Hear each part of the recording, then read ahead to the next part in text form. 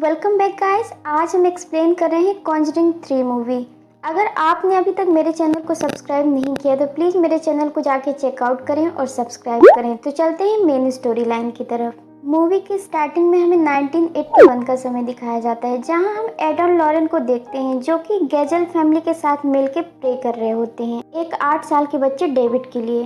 David को एक demon ने पजेस कर लिया था और डेविड के ही एग्जॉर्सिज्म के लिए वो लोग फादर गॉर्डन का वेट कर रहे थे।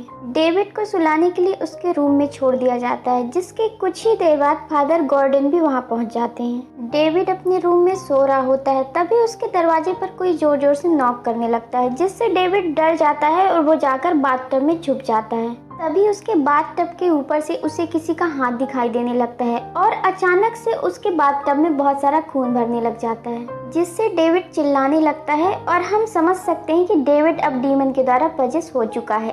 उसके चिल्लाने की आवाज़ सुनकर सब लोग डेविड के रूम में दरवाजा खोलकर जाते हैं और देखते हैं कि डेविड ऑलरेडी पजेस हो चुका था और वो अपने डैड पर ही कांच के टुकड़े से हमला कर देता है। ये सब देखकर एड उसे नीचे ले जाने लगता है और वो वहीं पर फादर गॉर्डन को एग्जॉर्सिज्म परफॉर्म करने के लिए कहता है। सभी लोग उसे एक टेबल में लिटा देते हैं और उसके हाथ पैर पकड़ लेते हैं और फादर गॉर्डन एग्जॉर्सिज्म शुरू करते हैं। एग्जॉर्सिज्म के दौरान लॉरेन ने डेविड का हाथ पकड़ा हुआ होता है। तभी हम देखते हैं कि उसे कुछ अजीब से विजन्स आ रहे होते हैं। उसी दौरान घर में तेज हवाएं चलने लगती हैं, पूरा सामान इधर उधर बिखर जाता है और लाइट फ्लिक होने लगती है, जिससे कुछ सामान फादर गॉर्डन के सर पे आके लगता है और वो बेहोश हो जाते हैं। हम देखते हैं कि डेविड की हालत काफ़ी ख़राब हो चुकी थी और वो अपनी बॉडी को बहुत ही गंदे तरीके से तोड़ मरोड़ रहा था।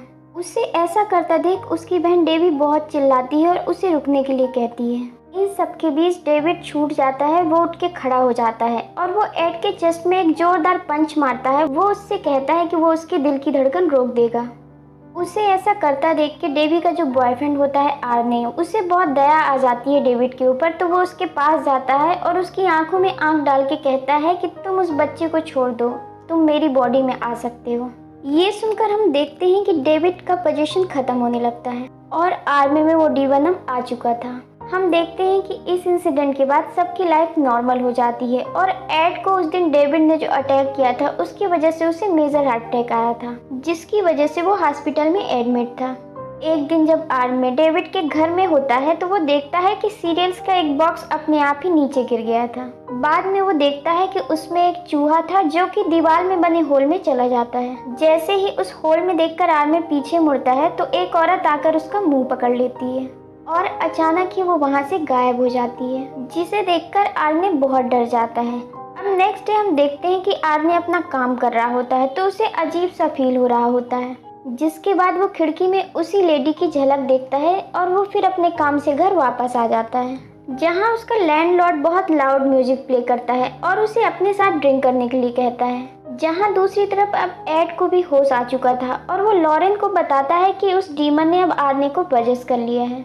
लॉरेन अब आर्ने को फ़ोन करती है, लेकिन म्यूजिक लाउड होने की वजह से वो फ़ोन रिंग सुन नहीं पाता है, जिसके बाद वो पुलिस को कॉल कर देती है और उन्हें वो बताती है कि आर्ने के घर में कोई इंसिडेंट होने वाला है। अब हम देखते हैं कि आर्ने को काफ़ी अजीब से लग रहा होता है और जब डेवी उसके लैंडलॉर्ड ब्रूनो के साथ डांस कर रही होती है तो उसको ब्रूनो में एक डीमन का फेस नज़र आता है, जिससे वो काफ़ी डर जाता है और डेवी को लेके वहाँ से भागने लगता है। लेकिन तभी वो नीचे गिर जाता है और उसे ऐसा लगता है कि सभी जगह अंधेरा हो गया है। उसे ऐसा लगता है कि जैसे उसकी तरफ कोई डीमन आ रहा है और उससे बचने के लिए वो उसकी तरफ एक नाइफ से हमला कर देता है, जिसके बाद हम आर्ने को पजेस कंडीशन में रोड पर चलते हुए देखते हैं। जिसके बाद उसे रास्ते में एक पुलिस वाला रोकता है और आर्ने का पोजीशन खत्म हो जाता है और वो पुलिस वाले से कहता है कि उसे ऐसा लग रहा है जैसे उसने किसी को हर्ट किया है। जिसके बाद हमें पता चलता है कि आर्ने ने ब्रूनो का मर्डर कर दिया है, वो भी 22 बार चाकू से स्टैब करके।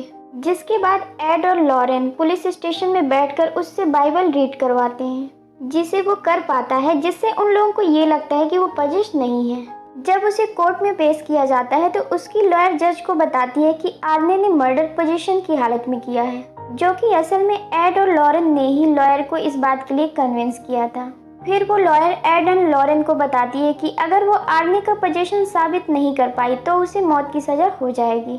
अब इस केस को पूरी तरह से समझने के लिए एड और लॉरेन डेविड की ऑडियो टेप सुनते हैं, जिससे ये पता चलता है कि आखिर डेविड के साथ ये सब कब शुरू हुआ।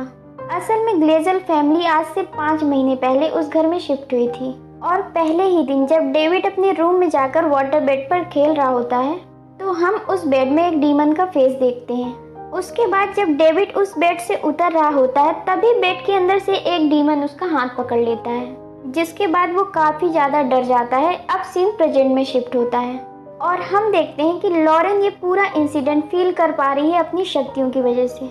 लॉरेन का मानना था कि डेविड ने डीमन को खुद ही बुलाया है, लेकिन डेवी कहती है कि ऐसा नहीं हो सकता है क्योंकि डेविड कुछ ही टाइम के लिए उस रूम में था। फिर वो लोग उस बेड के नीचे की जगह देखते हैं जो कि पूरी तरीके से काली हो चुकी थी। अब लॉरेन इसकी तहकीकात करने के लिए घर के नीचे जाती है, जहाँ पे उसे घर के नीचे उसी जगह पे हड्डियों से बनी हुई कोई चीज़ मिलती है। लॉरेन उसकी पिक्चर क्लिक कर लेती है, जिससे हमें ये पता चलता है कि ये कोई विच टोटम है जिसके जरिए डेविड को कर्ज किया गया था और ऐसी चीज़ें सैटानिक कल्ट के लोग इस्तेमाल करते हैं।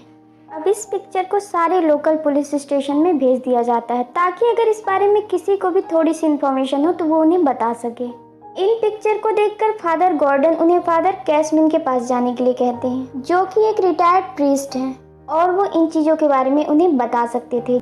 जिसके बाद एड और लॉरेन फादर कैसमिर के पास जाते हैं, जो उन्हें बताते हैं कि ये काम सैटानिक कल्ट के लोगों का है और वो लोग ये सब चीज़ें किसी वजह के कारण नहीं कर रहे हैं, बस वो दुनिया में बुराई फैलाना चाहते हैं। इसके बाद वो उन्हें अपने घर के बेसमेंट में ले जाते हैं, जहाँ इससे रिलेटेड बहुत सारी किताबें और चीज़ें पड़ी हुई थी। फादर कैसमियर बताते हैं कि ये सब चीज़ें उन्होंने तब कलेक्ट की थी जब वो डिसाइबल्स ऑफ रम कल्ट के लिए रिसर्च कर रहे थे। अब हम रात में आर्ने को देखते हैं, जो कि जेल में सफाई कर रहा था। तभी एक आदमी उठ के गाना गाने लगता है और वो उससे कहता है कि वो सब जानता है कि वो कौन है और कहाँ से आया है। तभी अचानक वहाँ पे बहुत अंधेरा छा जाता है और एक डीमन आर्ने के ऊपर हमला कर देता है, जिससे वो बुरी तरीके से डर जाता है। असल में ये उस रिचुअल का असर था जो उस पर फिर से किया जा रहा था। फिर एड और लॉरेन को उसके असिस्टेंट ड्रू को कॉल आता है, जो उन्हें बताता है कि एक डिटेक्टिव ने इस विच टोटम को देखा है। जब एड और लॉरेन उससे मिलने जाते हैं तो वो उन्हें बताता है कि जेसिका और केटी बेस्ट फ्रेंड थे और जेसिका ने जंगल में जाकर 22 बार केटी को स्टेप करके मार डाला था। उसके बाद जेसिका का आज तक कहीं पता नहीं चला और उसके घर में भी उन्हें वैसा ही टोटम मिला था। इसके बाद सब जंगल में जाते हैं, जहाँ पे जेसिका ने केटी का मर्डर कर दिया था। वहाँ जाकर लॉरेन सभी चीज़ों को फील कर पाती है जो उस रात जंगल में हुई थी, जहाँ केटी का मर्डर हुआ था। अब लॉरेन खुद को जेसिका की जगह फील करती है और केटी को मारने के बाद वो भागने लगती है जिस तरह जेसिका भागी थी, क्योंकि मर्डर करने के बाद उसे ये रियलाइज हो गया था कि ये उसने क्या कर दिया है।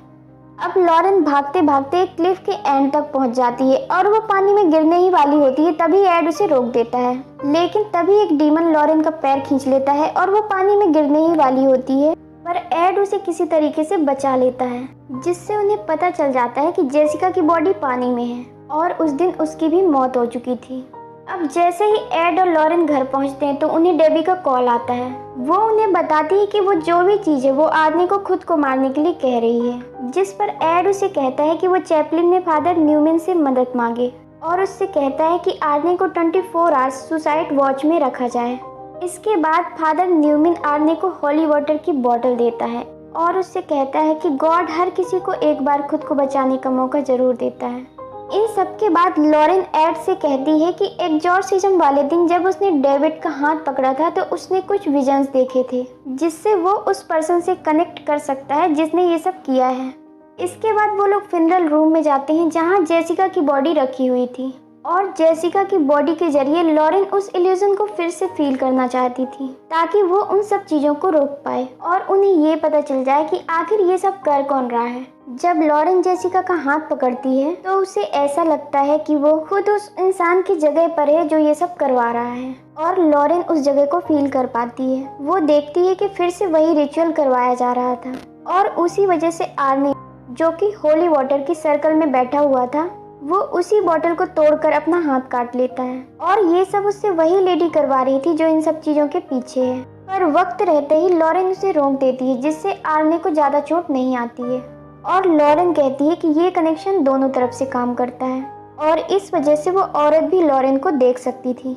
इसके बाद फ्यूनरल होम की लाइट अचानक से बंद हो जाती है। जैसे ही एड वहाँ पर लाइट ऑन करता है तो वहाँ पे एक डेड बॉडी अचानक से जिंदा हो जाती है, जो लॉरेन की तरफ हमला करने के लिए बढ़ती है। पर सही समय पर एड लॉरेन का हाथ उस डेड बॉडी से हटा देता है, जिससे वो कनेक्शन टूट जाता है और डेड बॉडी नीचे गिर जाती है। अब जब वो लोग घर पहुंचते हैं तो ड्रूक एक बुक दिखाता है जिसमें उस कर्ज के बारे में लिखा हुआ था, जहां से उन्हें ये पता चलता है कि अगर उस ऑल्टर को डिस्ट्रॉय कर दिया जाए जहां से ये कल्ट किया जा रहा है तो वो कर्ज अपने आप ही खत्म हो जाएगा। फिर एड लॉरेन को कहता है कि वो अपने विजन से उस जगह को याद करके बताए कि वो कैसी दिखती है। जब लॉरेन उस जगह के बारे में डिस्क्राइब कर रही होती है तभी एड बेहोश हो जाता है। जब उसे होश आता है तो वो देखता है कि उनके घर में कोई नहीं है और लॉरेन गायब हो चुकी थी और वो कहीं भी नहीं मिल रही थी। अब लॉरेन को ढूंढते ढूंढते एड को अपने घर में वही औरत नजर आने लगती है जो ये सब करवा रही थी। वो उससे कहती है कि वो लोग बहुत करीब आ चुके हैं और अगर अब वो लोग गिव अप करेंगे तो वो उनसे बहुत नफरत करेगी, और ये कह के वो गायब हो जाती है। इसके बाद वहाँ पे वही डीमन आ जाता है जो कि फ्यूनरल होम में था। वो एड पर हमला कर देता है, जिसके बाद एड उस पर बाइबल के वर्ड्स बोलने लगता है और चाकू निकालकर वो उस पर हमला करने ही वाला होता है। तभी उसका असिस्टेंट उसका हाथ पकड़ लेता है और वो देखता है कि वो डीमन को नहीं बल्कि वो लॉरेन को चाकू मारने वाला था। तभी एड बताता है कि वो उनके घर में थी और वो किसी चीज को चारों तरफ ढूंढने लगता है। तभी लॉरेन की नज़र वहाँ पर एक वॉश पर जाती है जिसके फ्लावर्स पूरी तरीके से काले हो चुके थे। इसके बाद एड उस वॉश को नीचे फेंक देता है और वो देखता है कि उससे वही विश टोटम निकला है।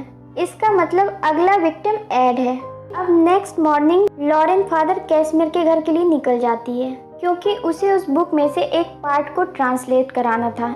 इससे हो सकता है कि वो उस कर्ज को ख़त्म कर पाएं।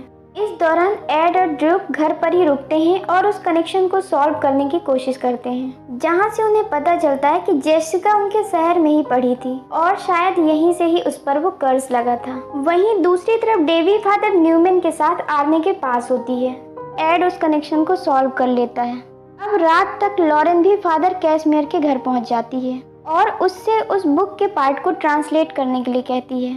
फादर उसे ट्रांसलेट करके बताते हैं कि इस कर्ज को कंप्लीट करने के लिए 3 लोगों की बलि चढ़ाना जरूरी है, जिसके बाद जो भी ये सब कर रहा है उसे शैतान की ताकत मिलेगी। तीनों विक्टिम में से एक बच्चा, एक लवर और एक भगवान में यकीन रखने वाला व्यक्ति होना चाहिए। ये सुनकर लॉरेन फादर कैसमियर को बताती है कि तीसरा व्यक्ति और कोई नहीं बल्कि एड है। फादर लॉरेन को लेकर नीचे बेसमेंट में चले जाते हैं जहाँ उसे वो कुछ दिखाना चाहते थे। अब यहाँ हमें पता चलता है कि फादर कैसमियर की एक बेटी थी जिसका नाम आइला है। उनकी वाइफ आइला को जन्म देते हुए मर गई थी और चर्च को इसके बारे में पता न चले कि उनकी एक बेटी है, इसीलिए उन्होंने आइला को अपने घर में ही बड़ा किया है।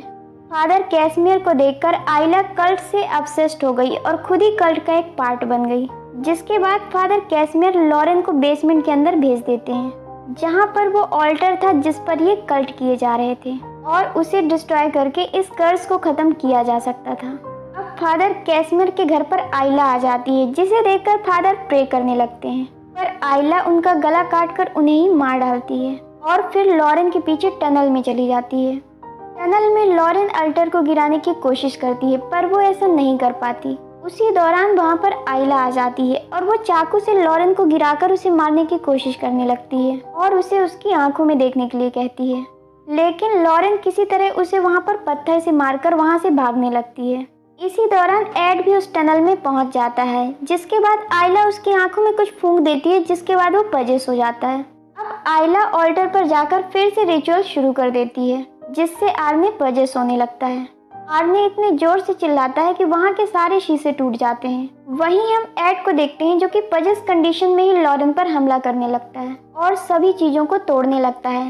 अब आर्ने किसी तरीके से अपने हाथ छुड़ाता है और हवा में उड़ने लग जाता है और एक कांच के टुकड़े से खुद को मारने की कोशिश करता है, पर डेबी उसका हाथ पकड़ लेती है और वो कहती है कि वो उससे बहुत प्यार करती है। उसी दौरान लॉरेन भी एड को अपना प्यार याद दिलाने की कोशिश करती है, जिस दौरान एड को उनकी पहली मुलाकात याद आने लगती है और वो पजेस कंडीशन से बाहर निकल जाता है और ऑल्टर को तोड़ देता है, जिससे आर्ने का कर्ज खत्म हो जाता है और वो ठीक हो जाता है।